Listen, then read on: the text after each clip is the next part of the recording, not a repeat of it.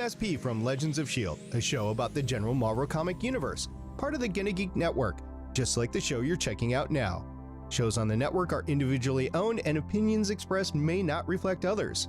Find other hilarious and fun geeky shows at GonnaGeekNetwork.com. This is the official GonnaGeek.com show. Each week, we run down the latest news and happenings in the world of geek.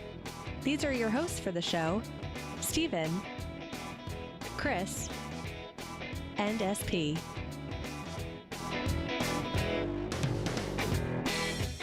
Welcome to an all-new episode of the official GonnaGeek.com show. I am Steven Jondrew, and I am pleased to say that Chris Farrell is here this week. Are you really? No one's ever pleased to say that. I was being courteous. I'm Canadian. I'm also happy to say that SP's here. I'm holding my podcast computer in my hands. For the audio listener, he is holding up a solid-state drive that is by the Samsung microphone company. I believe that's what it says. Oh, sorry, it says Samsung. I apologize. Yes, it's Samsung. It's a 500 gigabytes, 750 EVO SSD, and it is my podcast machine. I'm holding it in my hand. Don't drop it. Is it your old drive or your new drive? It's still kind of new. I mean, it's an SSD. It's 500 gigabytes, but I did replace it with a newer one. Well, I'm holding a Samsung SmartThings smart button that does nothing. So how about that? I have a Samsung water sensor that does nothing because I haven't changed the battery in it in like forever. I feel like people are going to think that this podcast is sponsored by Samsung, but just don't worry. It's not. It's not. They would never come near us. It's sponsored by Apple because Steven has converted, we found out last week. He is now the resident Apple expert, aka fanboy. It's also sponsored by Tesla. And the Cybertruck specifically. That's right. Yeah. Which you hate, Chris. Evidently, when you talk about the potential pitfalls of something or concerns you have, it automatically makes you a hater on the internet. So if I'm a hater for everything I have concerns about, there's not much I like, evidently. You know, one of the things that I really enjoy when we do talk about the Cybertruck is that it's a nice, refreshing cup of haterade from Chris Farrell. That is what I like. The haterade. Yes, that's exactly what it is. I did not like it at all, despite what you would hear when you listen to said episode. I was called a hater in the YouTube comments. I'm wondering, does Chris hate the Cybertruck more or Pitt more? Oh, that's an easy question. The University of Pittsburgh consumes feces. I can't say it in a different way. All right, well, let's go ahead and move on to the news. Here we go.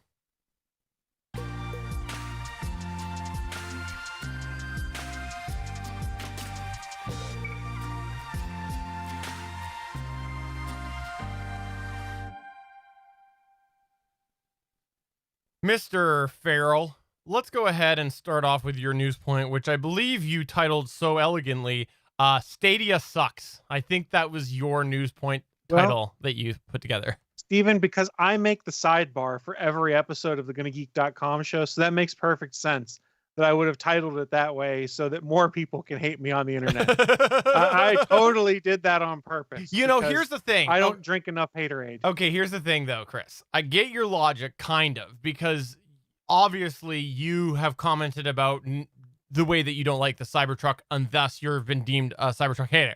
I get that. I understand that. That's because there are some people who like the Cybertruck. For people to say that you're the Stadia hater, someone would actually have to like Stadia. I mean, it's ironic that I'm the Stadia hater of the show when there's one Steven Jondrew who ordered a Stadia, went, the hell with this, and returned it without even opening it and trying it. It's true. To Google.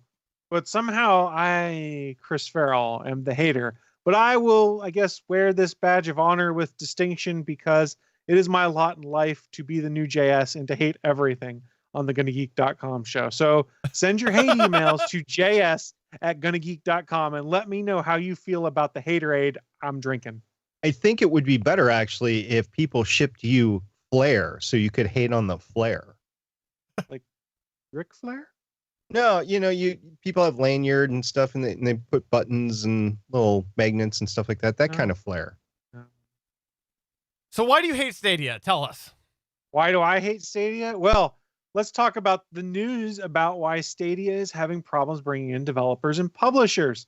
Like Steven might have mentioned when he returned his Google Stadia and spoke about it on the GonnaGeek.com show within the past couple months, it kind of hasn't been a huge success. One big reason, a lack of games. There's not a ton of there's not a ton of games in Stadia's library, and Google isn't willing to spend the money to get more games on the platform.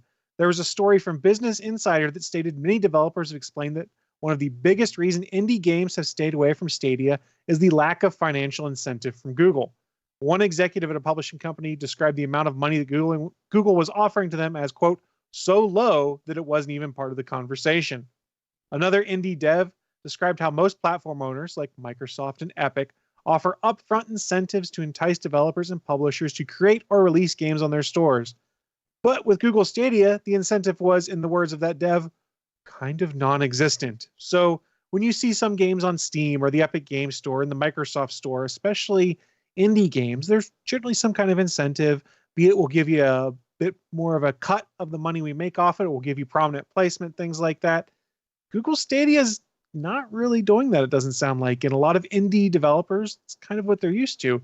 Right now in Google Stadia, there are only 28 games available on the service. Google has promised to add over 100 to the platform this year, but it looks like a lot of devs are nervous about working with Stadia. Why is that? Well, a lot of these developers mentioned to Business Insider that they were concerned about Stadia's future and how committed Google was to running the service long term. This is something that we expressed as a concern when Google Stadia was announced, saying that the technology is really interesting, but arguably Microsoft is already doing it, Sony to some extent, and we are so used to the Google product graveyard of come in with great expectations and then all of a sudden just shut down because it's not working out. I kind of understand where these developers are coming from. Now, it's not necessarily all doom and gloom. There are new big games coming to Stadia. For instance, Doom Eternal is still planned to release on Stadia later this year, which is a big release. But it does seem like, as a whole, that the whole Stadia experiment, it's kind of wobbly right now. We're on shaky ground, and developers, which is what you need, aren't buying into it. So, Steven, we know how much you loved your Google Stadia experience for the 30 seconds it was in your house. Does this give you more worry about the future of Google's streaming video game platform? You know, two things. Number one, it was in my house for at least 48 hours.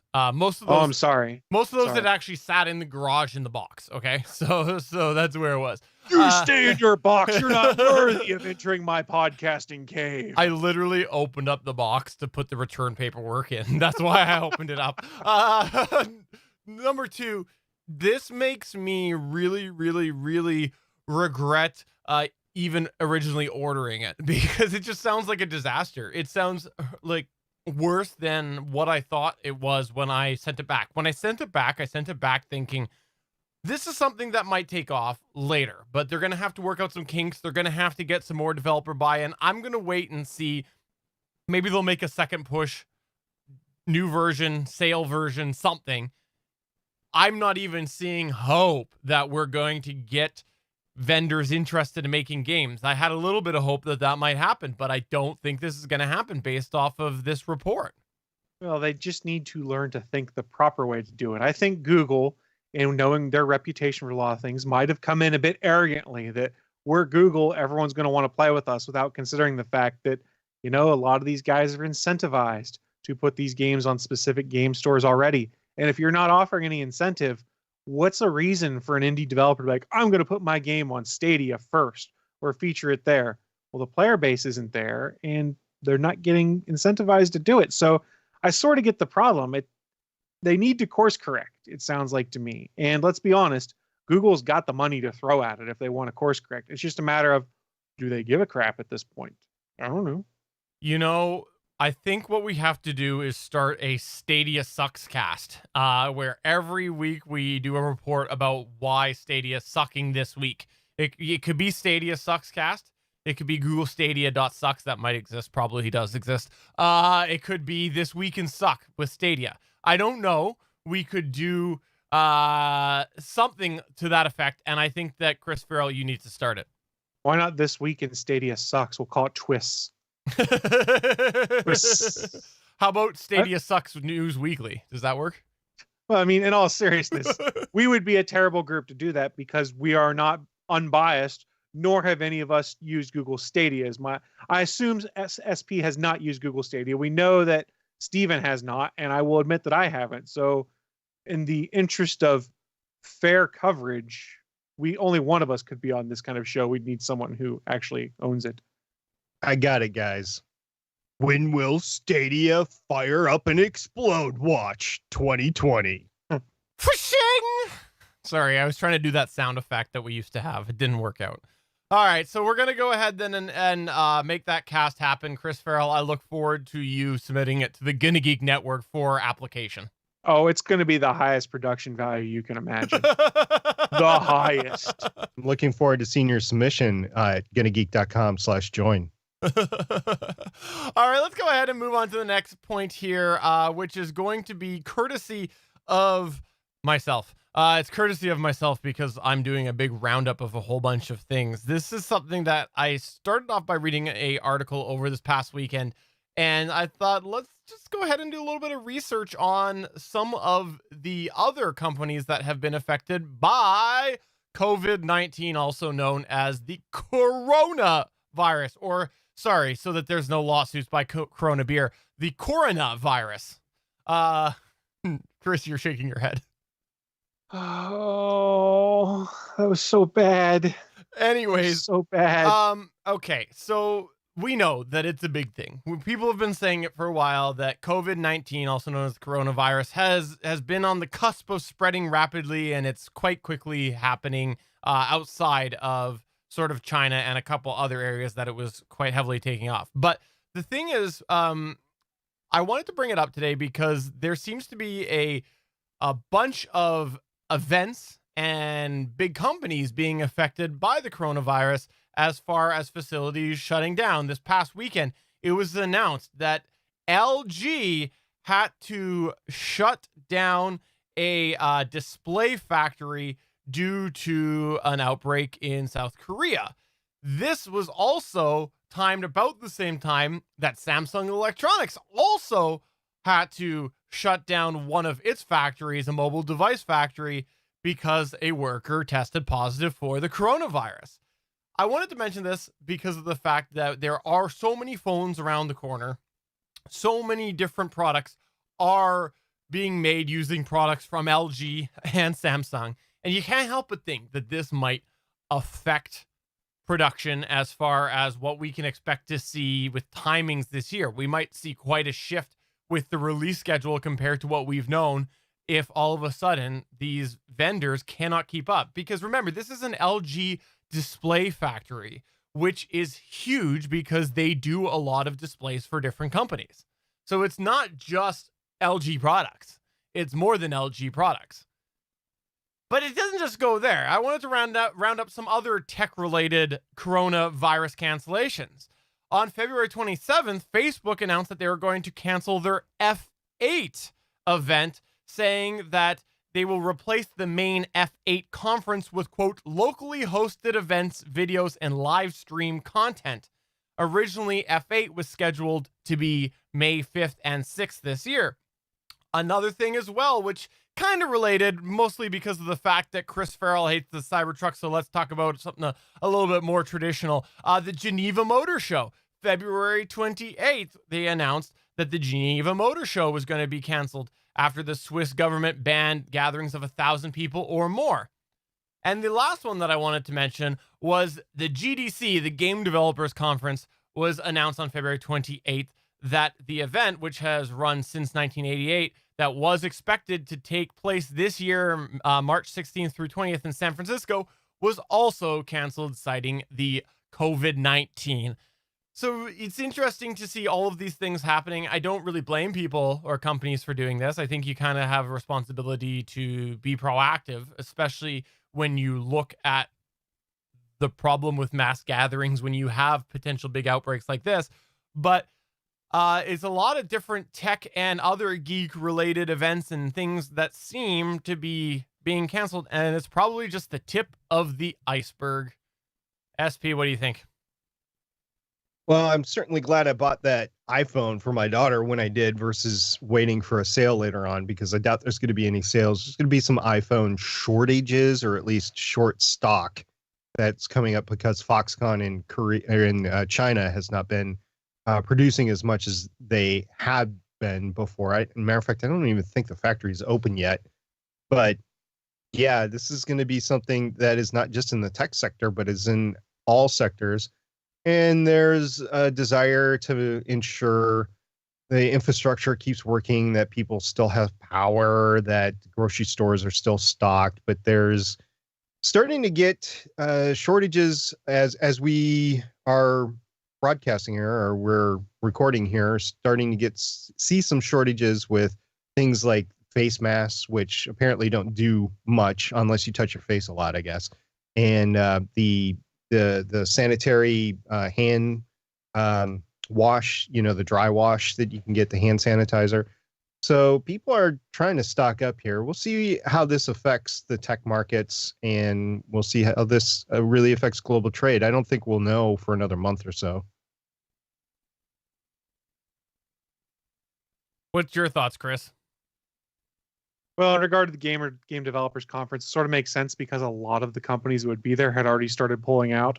So they did the smart decision. And in today's world, they realized, we don't have to have everyone come to one big exhibit hall and conference center and do this. We can live stream a lot of these things. They came out and said, anyone who's going to give a speech, if you've already recorded it, send it to us. We'll put it up on our YouTube channel for people to consume.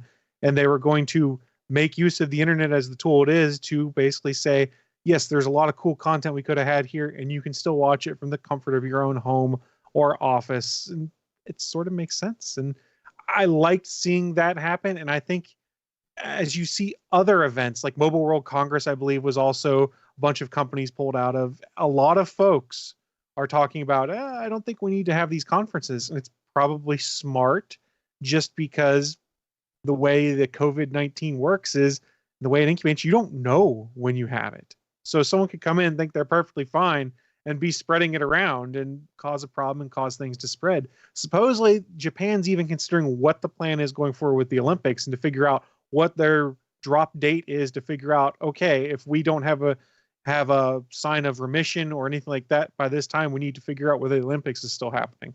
It's a big deal. I don't say that to cause panic, just be aware of what's going on, and it will have impacts beyond just day-to-day life. I mean, we're already seeing it now. Like Steven mentioned, Samsung and LG displays are going to be in shorter supply, and we're in the beginning of a product cycle for cell phones. Apple uses some Samsung displays, so that will probably impact them. So the tech industry is going to be impacted. Just be aware that your day-to-day life is going to be disrupted, and potentially it's not a short-term thing as they work to develop a cure or figure out how to limit the spread of COVID-19. That being said, it doesn't mean go panic, go buy all the face masks, all the hand sanitizer in the world. It just means be smart. Wash your damn hands, people. That's the biggest and simplest thing you can do. Wash your hands whenever you go out and touch a bunch of stuff in public. Wash your hands when you get back home. I would say use hand sanitizer, but the caveat is you need to get the not the antibiotic one, but the antimicrobial hand sanitizer, which is hard to find right now. If you use just regular alcohol-based hand sanitizer, you're literally doing nothing to prevent COVID-19. We discovered at work today, and everyone was like, oh my God. Luckily, we had a bunch of hand wipes that were antimicrobial. So just be smart. Realize your life might require some changes. And yes, it could be scary. And don't discount the 2% fact that it's a 2% mortality rate at this point in time. Just be smart. Live your life in an intelligent way. And look out for yourself. And if you think you're sick, I don't care whether it's just regular flu, COVID-19, whatever, don't go to work. Don't get someone else sick. You said that the alcohol sanitizer is not effective. Well, that's generally antibacterial hand sanitizer, no. which is not going to do anything for a virus. Because I thought that it was, and so I have just been like drinking alcohol straight up for weeks because I thought it would just build up in my system and help kill it. How is that different from any other? You're Canadian. You just live on beer, right? It's Molson. Yeah, I was very, very jealous of Andrew Zarian over on the GFQ network, so I had to sort of start drinking more. Checks out. Why it's vodka in my cup? I mean, what? I swear it's water. Well, I'm actually really interested though to see what happens with the tech cycle this year. I think there'll be definitely some changes. Chris or SP, you had something that you wanted to talk about this week in regard to Space XXX, right? What is your desire to turn everything space into something that's dirty? I'm not. I thought Everyone has a fetish. I thought Apparently. that this was a an adult space program. So last week, SpaceX tried a test on their Starship SN1 prototype. There's been a couple of videos floating around as how this went. Did either of you two watch either of those two videos? You linked one to me. I did. Did you watch it? You linked one to me. Really? You guys haven't seen it? Okay. So SpaceX's new Starship prototype appeared to burst and then implode during a pressure test late on Friday, February 28th, just a couple of days ago. It ruptured under the glare of floodlights and the mist at the company's South Texas facility. Now, a video that was posted by NASA Spaceflight.com member Boca Chica Gal clearly shows the Starship's SN1's midsection buckling during the test. Then it shot upward before it crushed and then crashed down to the ground. Starship SN1 is a test article for SpaceX's planned Starship and Super Heavy mega rocket, a massive reusable vertical launch landing system designed to fly deep space missions to the moon, Mars, and beyond. If you guys have not seen this video, you really did need to see it, because you see it on the stand, it kind of shakes a little bit, it pops up in the air, and then just completely implodes and then falls back to the earth and then explodes. It was amazing to watch. Question for you. What? Was it the hot water heater that caused the problem? Was that what it was? Yes, that's Of course it exactly. was. Okay, perfect. No, RIP Mad Mike. So I was wondering what was happening with this, and I hadn't double checked to see if there was any updates, because I put this news article in at lunch today. 3 hours ago, there was an update. Apparently, Elon Musk tweeted this morning, and he said, we're stripping SN2, which is their next test article, to bare minimum to test the thrust puck to dome weld under pressure, first with water, then, so there's your water heater, then at cryo, hopefully ready to test in a few days. So as we know, Elon is no stranger to spectacular failures. I know he would prefer not to be known for his failures, but he just picks right up and keeps on going. Hey, we got another test article. Let's make that into the next phase of the test. And So by We're up and running. spectacular failures, you mean the Cybertruck windows?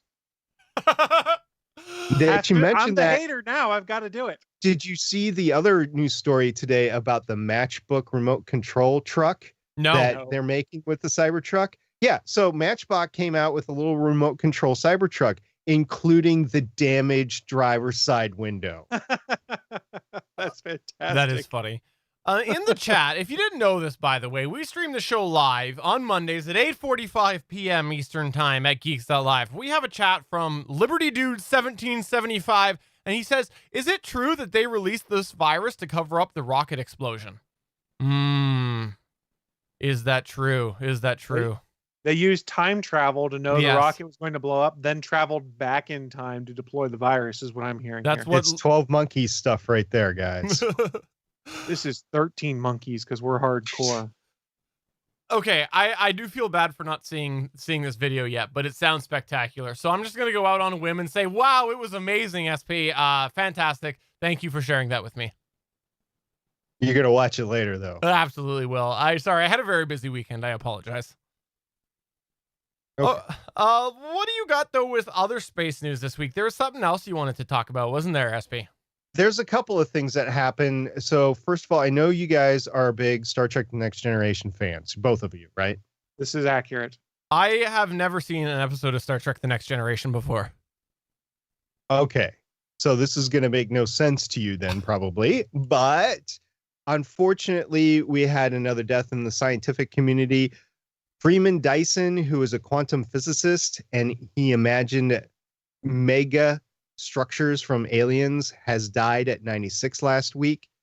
He died in New Jersey, and he was most famous for the Dyson Sphere, a hypothetical structure a civilization might build around a star to enclose it and best harness its energy. Chris, you know what I'm talking about with the Dyson Sphere, right? I remember the episode. It's the one where they brought Montgomery Scott to Star Trek The Next Generation. It was a good one. As a matter of fact, he was actually marooned on the surface of the Dyson Sphere. Stuck in the transporter buffer. Who's Monterey Jack Scott? He Who is that? in Rescue Range, Chippendale Rescue Rangers. He's Oh, the pilot. Right. I'm following now. Okay. You mentioned Chippendale to Steven on a live podcast. Yeah, You're a brave Chippendale man. Rescue Rangers. Don't get all gross. I'm not sure He what you're knows the talking. Rescue What are you talking Rangers. about? I love the Rescue Rangers. SP. What are you He talking watches about? them on Disney Plus Chip- every night. What Chippendale? What Chippendale Rescue Rangers? with Chris Farley making dances. I mean, what? Another story that I ran into was that a critical rocket escape. What? Another story that I ran into was the critical rocket escape system motor for NASA's Orion spacecraft aces the final test. Now, all these stories were from space.com, by the way. So NASA's Orion spacecraft has achieved a new milestone with a successful final test of the vehicle's attitude control motor, or ACM, on Tuesday, February 25th. During the test, 8 high-pressure valves directed more than 7,000 pounds of thrust generated by the solid rocket motor in multiple directions while firing at freezing conditions, providing enough force to orient Orion and its crew for a safe landing. This was a statement by NASA officials. So NASA Orion spacecraft has succeeded through its test phase and can go ahead and start the launch countdown. So let me ask you this then, Mr. Pioneer, about this. Okay, Mr. J. That was very unexpected. Okay, so during this test, 8 high-pressure valves directed more than 7,000 pounds of thrust generated by the solid rocket motor in multiple directions while firing at freezing conditions. Is that correct? That's apparently what was in the article, yes.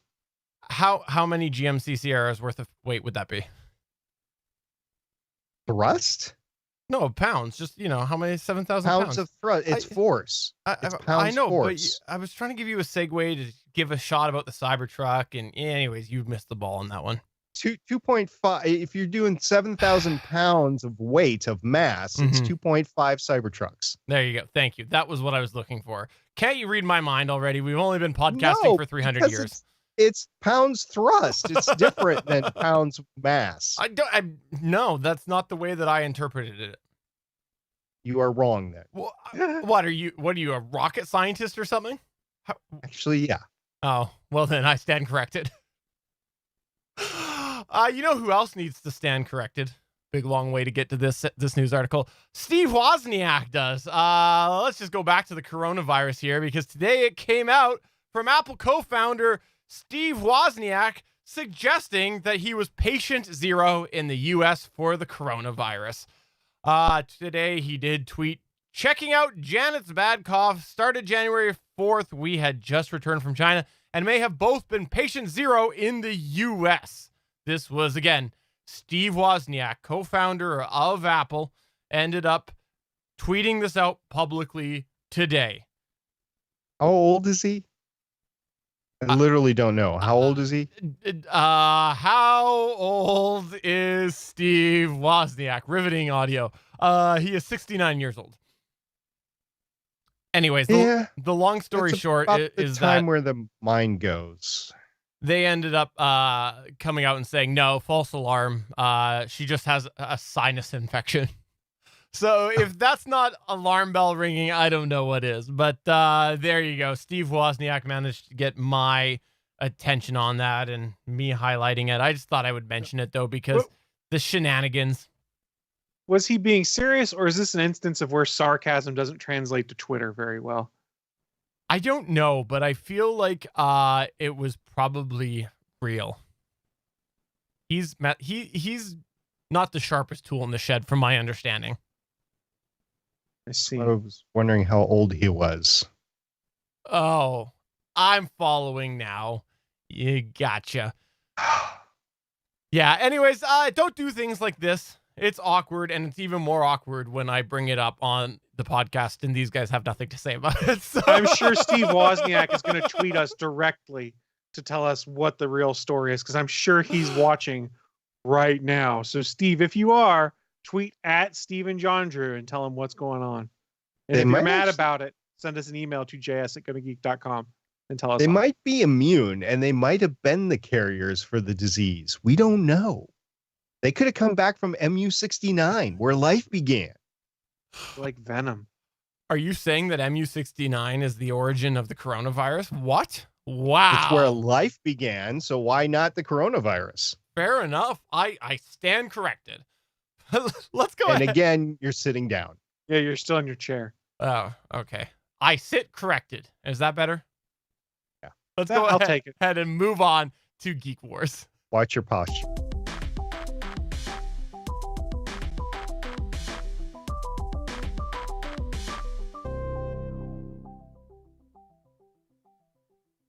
For the live listeners, I'll give you a little insight. I write down when I got to edit things, and because I was over talking everybody so much there, my edit point right there literally says 31 minutes in the recording. Transition is a cluster F. That's literally my edit point for when I go to edit.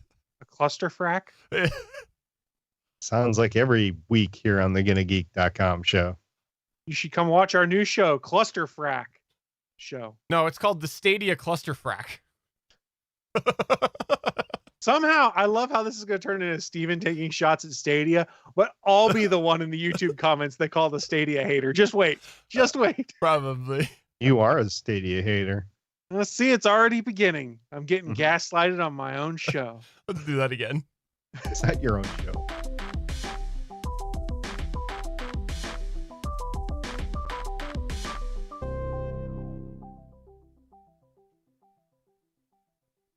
Oh, it's time for another edition of Geek Wars. This is going to be a fun edition of Geek Wars that has nothing really, it's not like there's a special date or anything to do with this themed Geek Wars, but it is something that I thought of for two reasons.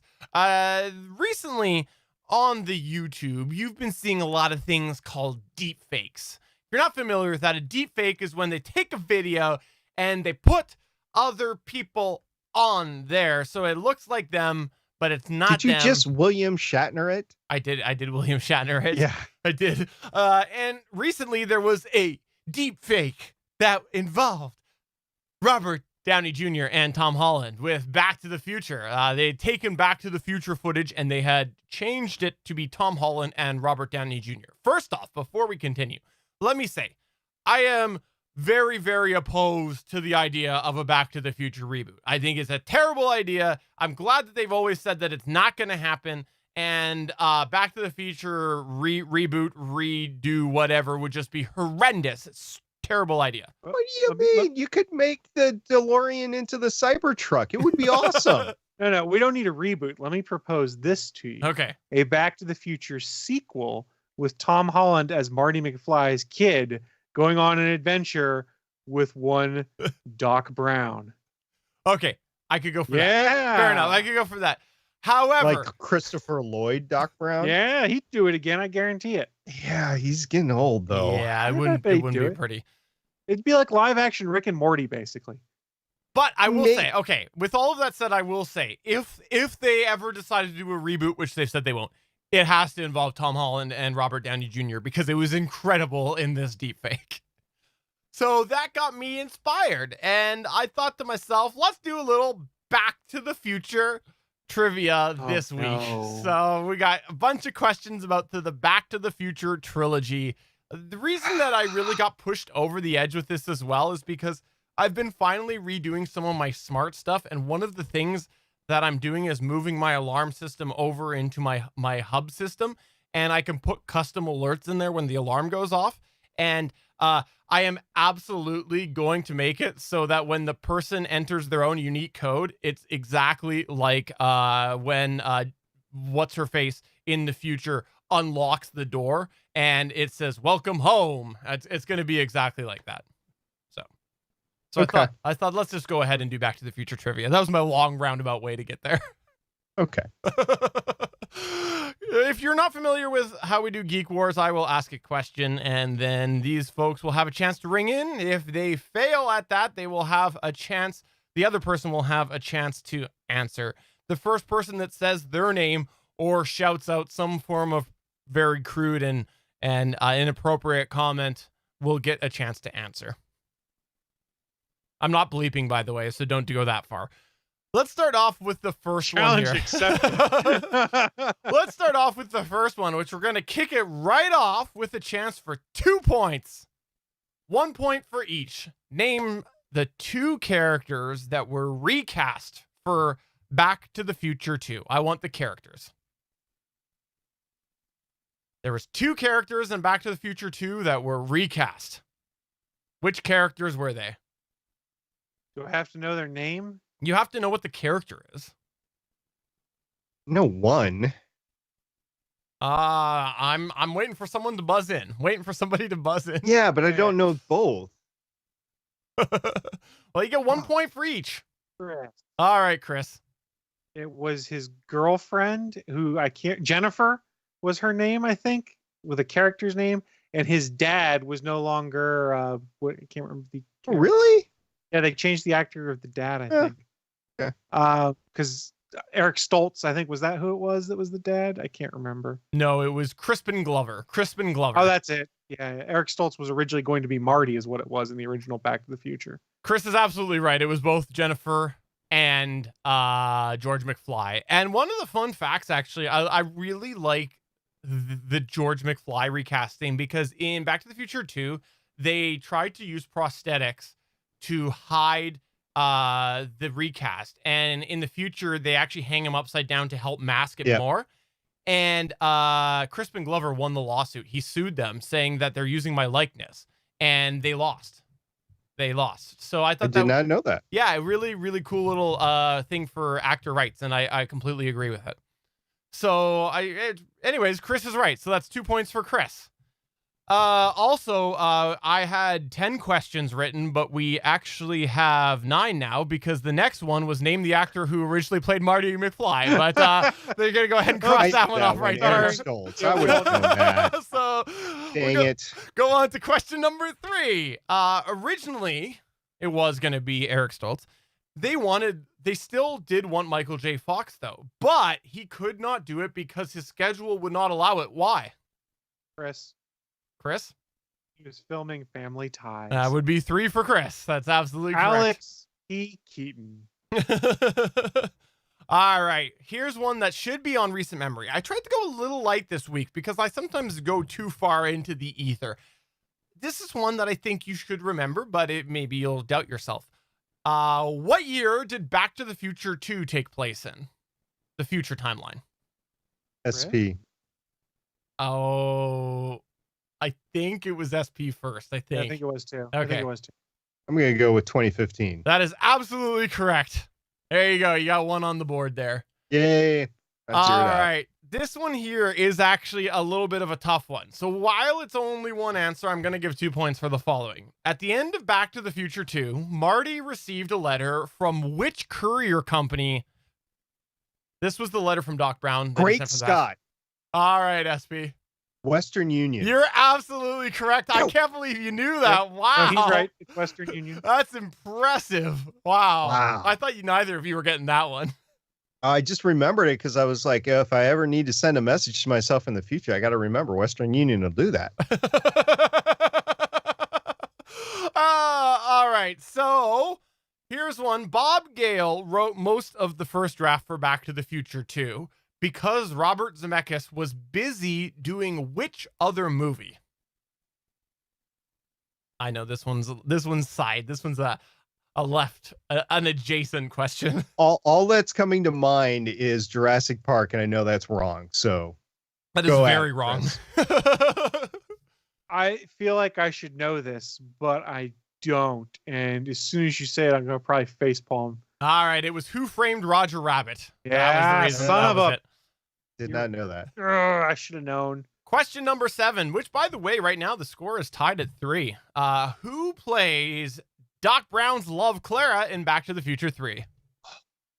Chris. All right, Chris. Mary Steenburgen. You are absolutely correct. Ted Danson's wife. Yep. Which, by the way, I didn't know Ted this. Sorry, go ahead. Wasn't he married to Whoopi Goldberg at one point? Maybe. I don't know. I think he was. Might still be. I don't know. No, Look, he. all I know is we all just gotta take it sleazy. Oh, again, hurting my feelings. All right. Question number 8. How in Back to the Future 3, how does Marty save Clara when she's hanging off the side of a train? How does he save her? Chris. He goes like this. No, that's not true. He does that. It's not how he saves her. Just No, but he's a big crawling gap. up the side of the train and he looks at the ground. And he's like, I said Marty. I didn't say Doc. oh, I didn't say Damn Doc.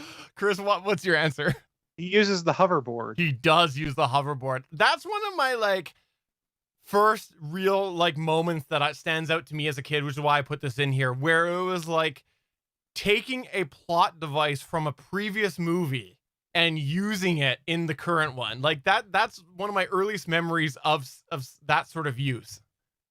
Say what you want about Back to the Future 3, because it's not as popular as the other two. It's still tightly written. It I is. mean, they made everything still fit together.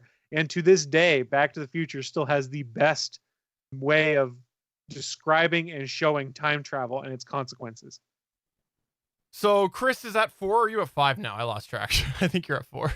Or you're at I 5. was at 5. You're at 5 It's now. a -2. You're at 5. Okay, I'm at minus 100. All right. The next question's worth 1,000 points. Let's go ahead and go 2 points. We'll go with 2 points. I was going to go 1 point, but we'll go 2 points. 2 points, 1 point for each. What were the name of Doc Brown and Clara's kids? Chris, All right. Jules, and Vern. Yep, you're correct. And question number 10, before we get to our bonus question. Finish Biff's infamous quote. Make like a tree. And get out of here. Well done. That is absolutely a point for you. Chris, you knew that. I did. That is Okay. a point for you. But this last one is worth a whopping 5 points if you can get it exactly. What does old Biff say to young Biff when young Biff says that quote? So young Biff says to old Biff, make Oh. like a tree and get out of here. To which I remember the banner, but I don't remember it exactly. Chris, do you have it? Nope. It's like Split, you idiot, and he hits him with the cane and stuff. it's close, but he says, it's leave, you idiot. Make like a tree and leave. You sound like a damn fool when you say it wrong. Should have won an Oscar for that. It was a great scene. I actually had to go rewatch that when I wrote this. I love that interaction between the two. It's so well done. But anyways, that's gonna go ahead and finish this edition of Geek Wars. I can't believe that went really fast, but I just wanted to do it just because, again, Back to the Future was on my mind, so I thought I would go ahead and do that. And clearly, Chris knows more about the future than SP. I'm just surprised you didn't ask me what was going to happen when this baby hit 88 miles per hour. I didn't want to have to bleep you. Have you ever looked up the old the Eric Stoltz footage? Have you ever watched it? Well, A long time ago. Yeah. I read an article recently that one of the allegedly, and I didn't verify this, so this could be BS and someone telling a story many, many years later. Obviously they felt he wasn't working for the part, but apparently one of the other things that happened that they just had troubles with was he was very method acting and he wanted to be called Marty off camera as well.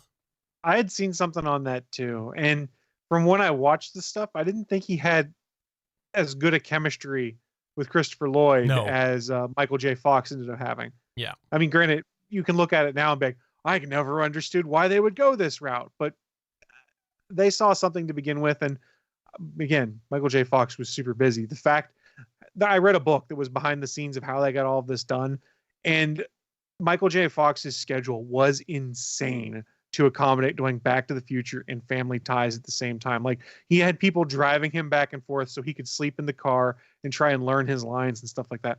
How he did that movie and worked full time on Family Ties, that had to burn him out. I mean, I can't imagine the exhaustion that would be. I thought I also read that they like Family Ties ended up being accommodating and like really did a weird shoot schedule as well. I thought I'd read something about it being an unusual shooting schedule they did. I thought it was after the first one that happened. Oh, was it? Oh, I can't remember. It's been a while since I read the book. That might have been. Yeah, you might be right on that. I mean, it was a hit series from 82 to 89 or something like that. So it was right in the heart of the filming for Back to the Future. And that was the big money, was network television at that point in time. It wasn't as much for the movies. him. Remember, we flip-flop back and forth between what's the big money maker, and at that point in time, network television was a bigger deal than movies in a lot of Well, it people's depends on what kind of movie you were making and what kind of pay that you could actually achieve. For him, yes, the TV show was better, but for other actors, no, it would have been the other way. Yeah. So thanks for letting me do that. I know you didn't give me permission, but I still thank you for letting me do that, Chris Farrell. I know that you hate Back to the Future.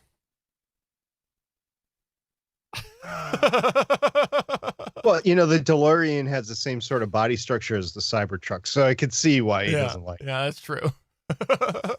SB, before Chris flips us off, is there anything that you would like to plug or promote?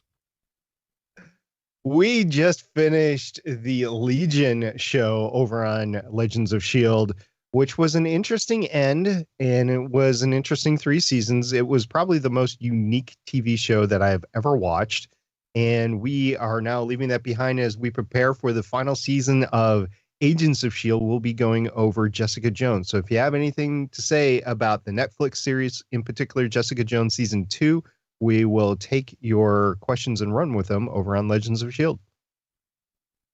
Chris Farrell, is there anything that you'd like to plug or promote? Yes, Steven, I need to promote your new project that you're afraid to tell people about, which is Steven loves the Cybertruck and thinks StadiaSucks.com, where he's going to read daily news stories about both Stadia and the Cybertruck. He'll be joined by a myriad of guests to share their same loves with Steven. I cannot wait for this new project to start, Steven. I'm looking forward to it. I'll be your first subscriber. I've heard of making very specific niches, but the two of those together seem like extremely niche. I'm not sure. You dialed in that demographic. I think you know how many people you're going to get. I mean, the research you've done to prepare this show, I'm just shocked and astounded at how on point it is for a certain demographic, and they're all going to love it. So to be clear, I have to be somebody that likes the Cybertruck and hates Stadia to listen and enjoy. Is that correct? Correct. Okay. That is correct. Okay. I thought you were starting a new podcast called Rai the Sci-Fi Guy. So on that note, for the final episode of the official GonnaGeek.com show, because it's going to now be called Stadia Suckscast, I'm Stephen John Drew saying Stadia sucks. And I'm SB saying, whatever you like, play your video games that you do. Except Stadia. And I'm Chris Farrell saying, hey, we found a way for Steven to stop making space dirty. Talk about Stadia. Bye. Bye. I almost owned one. Bye. You did for 2 days.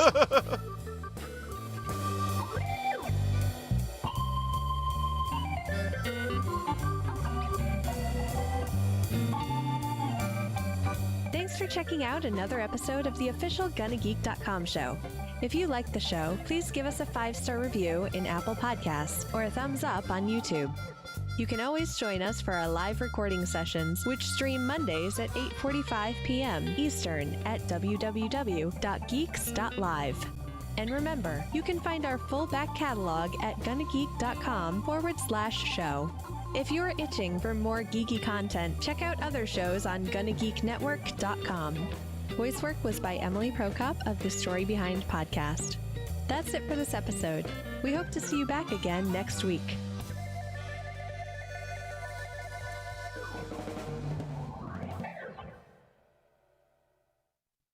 We still don't have a response to our copyright strike yet, so we'll just keep on going.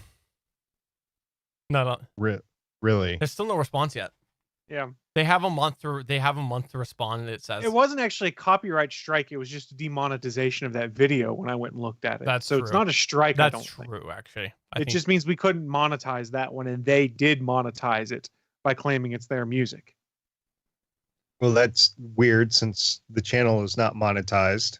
Right. But it's more the play is so they can monetize that video if it Mhm. started gaining hits. Yeah. So, Yeah. for instance, if we started putting that out there and someone played it, it would then have like the music accredited to section added in automatically, and then they would get the 1.5 cents per play or something like that.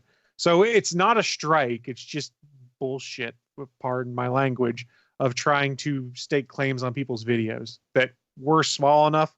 Nobody in YouTube gives a crap. Yay! For those of you who watch Better Podcasting, we are not streaming tomorrow on Tuesday. We're going to be on Wednesday this week again, just for this week. So Wednesday, we'll be doing Better Podcasting at 8 p.m. Eastern Time.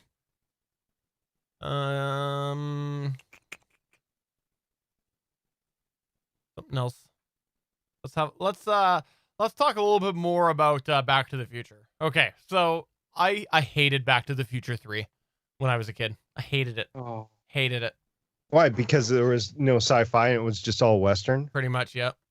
that's fair, I guess. I get why some people might not like that. I thought it was fun.